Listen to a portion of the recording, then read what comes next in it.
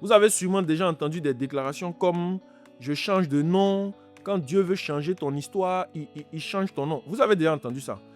Toutes les fois où Dieu a changé le nom de quelqu'un dans les Écritures, c'était en rapport avec son alliance et la promesse. Et cette promesse, justement, elle trouve son accomplissement en Jésus et ne nous demande plus de changer de nom. Bon, toi, tu portes déjà le nom de Jésus. Quel nom tu veux changer encore? Tu veux t'appeler comment? Et la deuxième implication du changement de nom est que tout ce qui était rattaché à ta personne devait disparaître légalement. C'est-à-dire que s'il y avait une condamnation dans les registres au nom de Jean, par exemple, elle devait disparaître parce que Jean n'existe plus d'un point de vue légal. C'est cette réalité-là que Paul applique au plan spirituel. Qu'est-ce que ça signifie concrètement pour nous sur le plan spirituel? Ça veut tout simplement dire que ce qui était rattaché au nom que nous portons par naissance, par nature, n'a plus aucun pouvoir légal sur nous. Mais je n'arrive pas à comprendre pourquoi aujourd'hui certains chrétiens sont toujours effrayés par l'idée, par exemple, que leurs parents ont des dettes. Donc, leur nom est le prochain sur la liste des sorciers. En réalité, le nom sous lequel on vous réclame là, il n'est plus le vôtre. Gardez un peu votre calme, frères et sœurs. Bien-aimés dans le Seigneur, que la grâce et la faveur de Dieu soient votre partage. Je me réjouis de pouvoir reprendre l'enseignement sur l'adoption là où nous nous sommes arrêtés. C'est un véritable plaisir pour moi.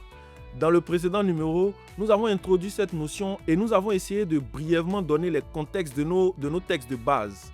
Donc maintenant que nous avons situé les contextes, bien sûr, de nos deux textes, je voudrais que nous puissions revenir au concept même de l'adoption pour en dégager certaines implications.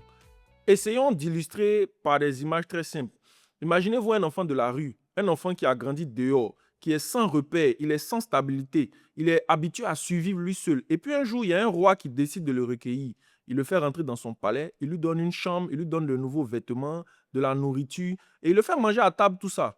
En un instant, sa position change. Il n'est plus dehors, il est désormais dans la maison du roi. Mais le problème, c'est que même après être entré dans le palais, cet enfant-là, il va continuer à penser comme quelqu'un de la rue. Il peut continuer à avoir peur d'être chassé, peur de manquer d'argent ou bien de nourriture, comme quand il était dans la rue. Il a peur de déranger le roi comme si c'était un étranger. Or, celui-ci l'a adopté comme son enfant. Et dans la rue, les autres avaient l'habitude de voler sa nourriture, par exemple. Donc, même dans le palais, il cache la nourriture alors qu'il y en a en abondance. Dans la rue, tout le monde le rejetait. Dans le palais, il continue à se sentir comme illégitime, alors même que le roi l'a accepté. Et beaucoup de chrétiens vivent spirituellement comme ça. Ils ont reçu Christ, ils sont entrés dans la famille de Dieu, mais dans leur manière de penser et de vivre avec Dieu, ils se comportent encore comme s'ils étaient dehors. Ils vivent dans la peur, dans la culpabilité, dans ce que j'appelle le rejet, alors que Dieu les appelle maintenant ses enfants. Et c'est cette manière de continuer à vivre là, cette manière-là, elle est due à notre ignorance au sujet de notre adoption. Et c'est ce qui conduit maintenant à voir en détail les étapes de l'adoption. Quand Paul parle d'adoption, il va utiliser une expression grecque qu'on appelle euthesia, qui signifie être établi comme fils. Mais pour comprendre ce que Paul dit, il faut bien sûr se référer au contexte de l'époque. Ce mot était utilisé pour évoquer une certaine réalité juridique romaine. En d'autres termes, il s'agissait de la loi romaine au sujet de l'adoption. C'était quoi l'adoption? L'adoption était encadrée par la loi et puis elle avait plusieurs étapes. La première étape était qu'avant toute adoption, il devait avoir un accord entre les deux parties.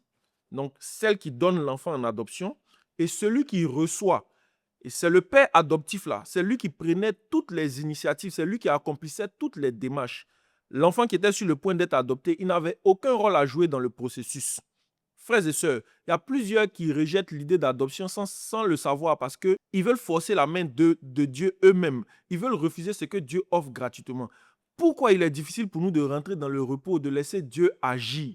Frères et sœurs, là où nous avons lutté de nous-mêmes, là où nous avons voulu faire tout de nous-mêmes, sans nous appuyer sur notre statut d'enfant de Dieu, on a toujours échoué. Il est temps maintenant que nous puissions rentrer dans le repos, le laisser faire, comme ce père adoptif qui s'occupait de tout. Laissons Dieu faire. La deuxième étape dans le processus de l'adoption, qui à mes yeux est la plus importante, c'était le règlement des dettes et des obligations. Avant d'adopter l'enfant, le père adoptif, là, il avait l'obligation de s'acquitter de toutes les dettes dont celui-ci héritait. C'est-à-dire que si le père de l'enfant avait des dettes, naturellement, s'il venait à mourir, c'est son fils qui allait hériter de ces dettes-là. Donc, avant de pouvoir l'adopter, son nouveau père devait régler toutes les dettes afin qu'il soit affranchi de toute obligation. C'est ce qui est intéressant parce que Paul utilise cette image-là pour illustrer une vérité spirituelle. Avant de nous adopter, Dieu a pris le soin de payer toutes nos dettes spirituelles. C'est la raison pour laquelle un chrétien qui est conscient de cette vérité-là, il ne sera jamais effrayé par des concepts qui tentent de nous faire croire qu'il est encore redevable à des esprits de famille, aux esprits des eaux, aux esprits de forêt. Non, mais je vais brièvement vous expliquer pourquoi d'autres se retrouvent à vivre des situations qui laissent penser qu'ils sont encore soumis aux dettes spirituelles. Et bien souvent, il ne s'agit pas d'un droit légal du diable, mais des conséquences de l'ignorance, des blessures, des habitudes ou des mensonges que les chrétiens continuent de croire. Essayez d'imaginer qu'un homme vienne vous adopter et, avant de le faire, il s'occupe de toutes les dettes que vous avez. Une fois que vous arrivez chez lui à la maison, vos anciens créanciers, ils reviennent pour vous encaisser. Ils reviennent vous faire croire que vous les devez encore et vous devez continuer à rembourser des dettes pour lesquelles votre nouveau père a déjà payé. La vérité n'est pas que vous devez encore à ces gens-là. C'est que vos créanciers sont des menteurs. Et la Bible dit que le diable est un menteur, qu'il en est même le père. Il viendra toujours réclamer un dû qui n'est pas le sien. Quelle est donc l'attitude qu'il faut avoir? Est-ce que quand le créancier arrive, vous continuez de le payer ou vous lui dites simplement que vous savez que votre père a déjà payé ce qu'il fallait? C'est dans cette idée-là que la Bible dit qu'il faut résister au diable quand il se présente. Parce que tout ce qu'il réclame, comme si c'était des choses qui lui appartenaient par droit légaux, c'est un pur mensonge, frères et sœurs.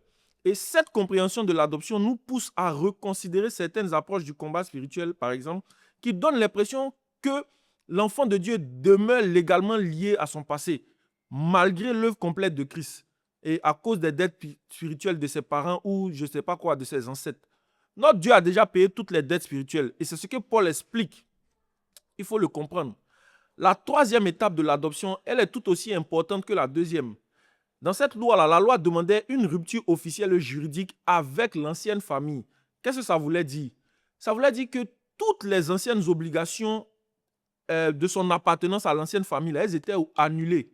En réalité, le décret d'adoption, là, par décret d'adoption, nous n'avons plus aucune obligation vis-à-vis de notre ancienne nature et de tout ce que ça impliquait. Notre ancienne nature était liée à la chair et au sang. Donc, nous pouvons être soumis à la chair et au sang à cause des alliances familiales. Dès lors que nous devenons enfants de Dieu et que nous changeons de nature, nous devons comprendre que nous n'avons plus aucune obligation vis-à-vis des choses anciennes. Si dans ta famille, une alliance obligeait les femmes à ne pas se marier, en tant qu'enfant de Dieu, tu n'es pas concerné. Si on ne devait pas travailler, tu n'es pas concerné.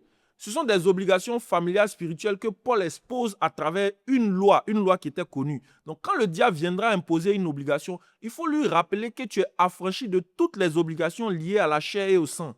C'est ça qui est la rupture officielle dont Paul parle. La quatrième étape de l'adoption était la publication du décret de façon publique.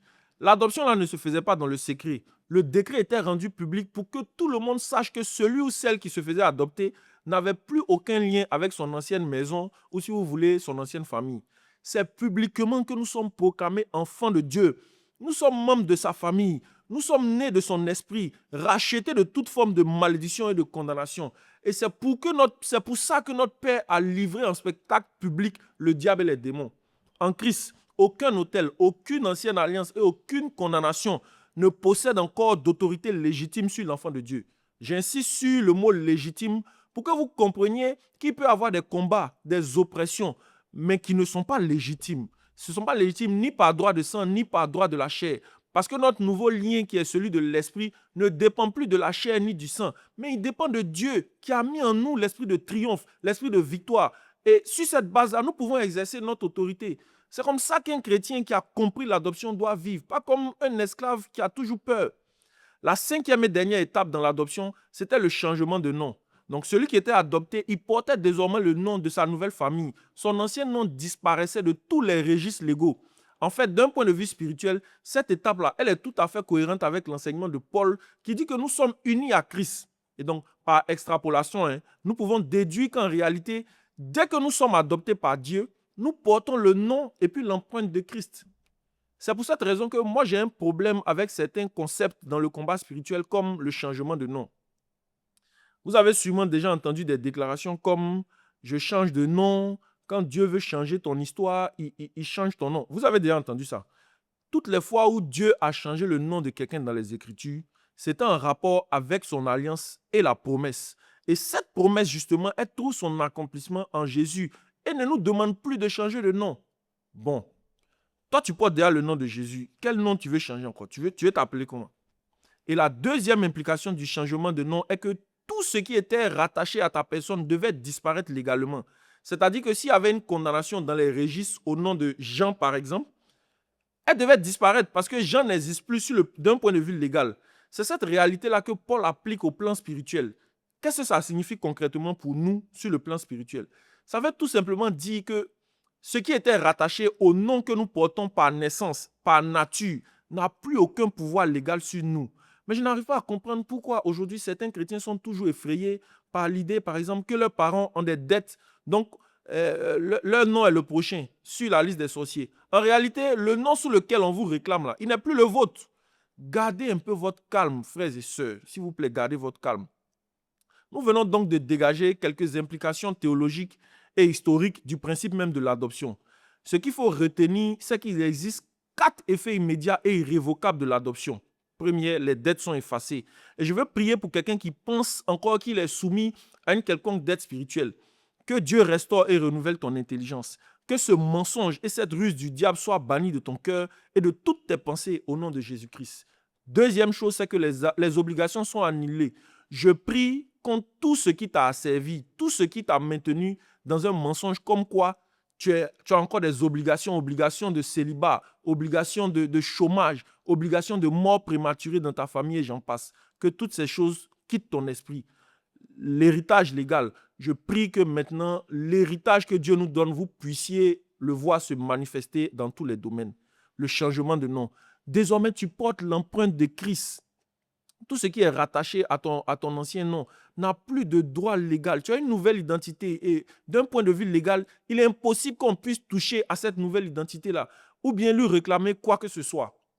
Frères et sœurs, j'espère que ce message a parlé à nos cœurs et qu'il sera pour nous une source de bénédiction. Parce que le désir de mon cœur est que nous puissions pleinement vivre notre statut d'enfant adopté, sans peur, sans crainte, et surtout avec beaucoup d'espérance en celui qui nous a adoptés. Le plus grand combat que nous avons aujourd'hui, ce n'est pas d'entrer dans la maison de Dieu, mais c'est d'apprendre à vivre pleinement comme des fils. Que le Seigneur vous bénisse en surabondance. Et j'aimerais, comme d'habitude, vous inviter à nous rejoindre sur toutes nos plateformes Facebook, YouTube, Instagram et TikTok, Sante et Maître. À très bientôt. Que la grâce et la faveur de Dieu demeurent sur vos vies.